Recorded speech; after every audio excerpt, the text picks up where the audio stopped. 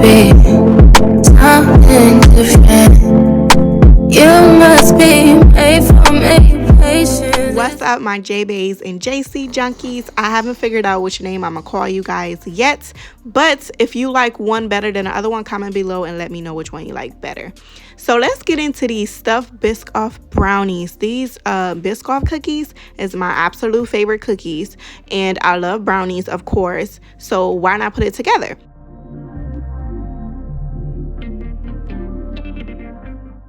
Now let's get into how I made these brownies. Okay, so I used an 8x8 pan and I lined it up with parchment paper. So to get the parchment paper to stick to the actual pan, I just used some vegetable oil spray, and then I put the parchment paper on top of it so it can stick and stay in place. I used the Biscoff butter spread. I used the crunchy kind. So you know how peanut butter has the crunchy kind and it has the creamy kind? I got the crunchy kind of Biscoff spread. So it has a little bit of bits and pieces of the actual cookie. And I spreaded that on the parchment paper. And I used a whole jar. So you're gonna put this in a freezer. I let this stay in a freezer for about 10 to 15 minutes. It didn't take long at all. So it's going to solid it up. So that's going to actually be in the middle of the brownies, because if you just pour it without freezing it first, it's not going to be right how I wanted it to be. So do this step. If you want it to be exactly how I made it, put it in the freezer first.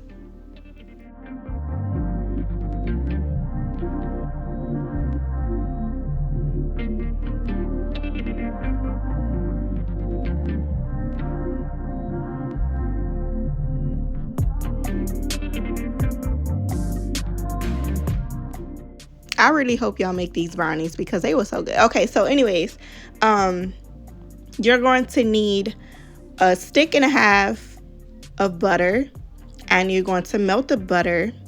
So you're going to see me showing the stick and a half of butter.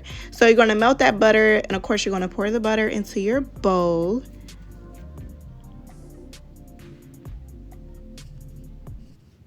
Like so.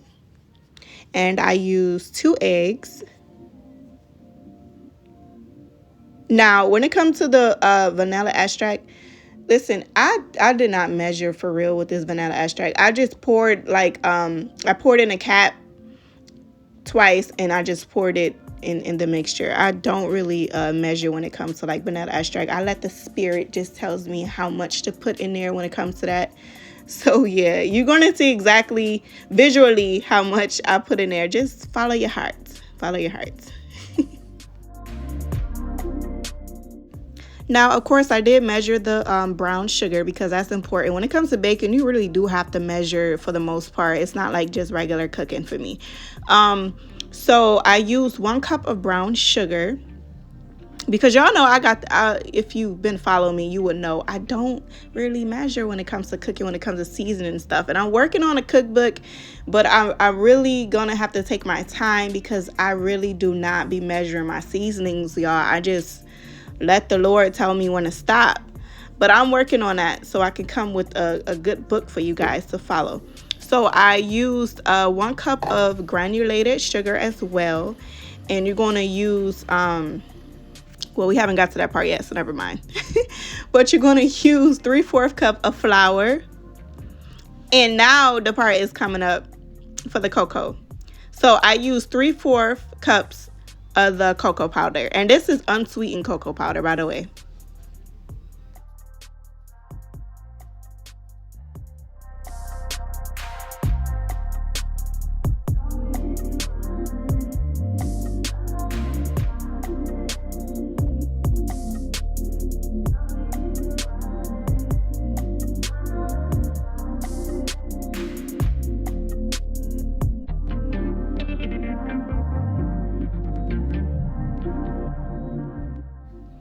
So now that we got this out of the freezer, now you see what I mean about it soliding up. I don't know if that's the word, but it's solid now.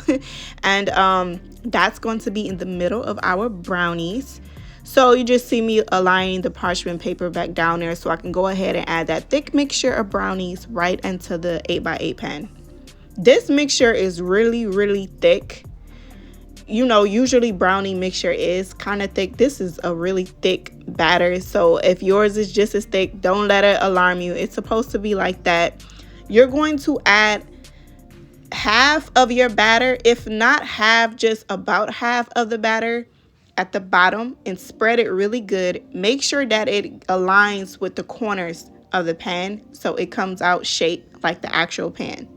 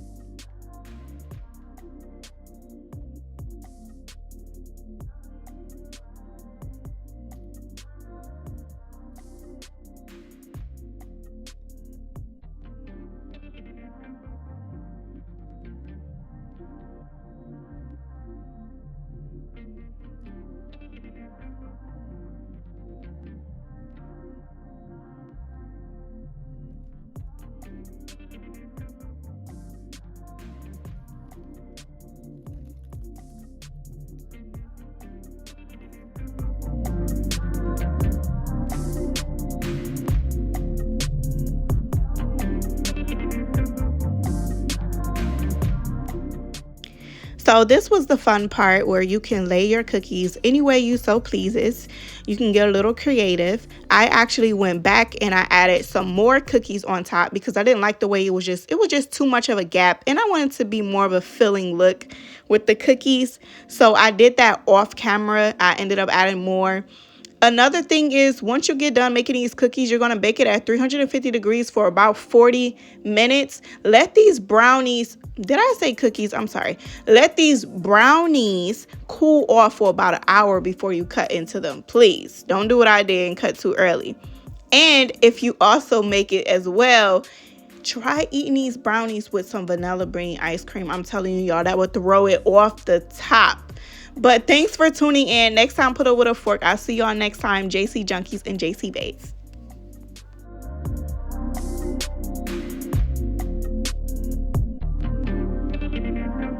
Something different. You must be made for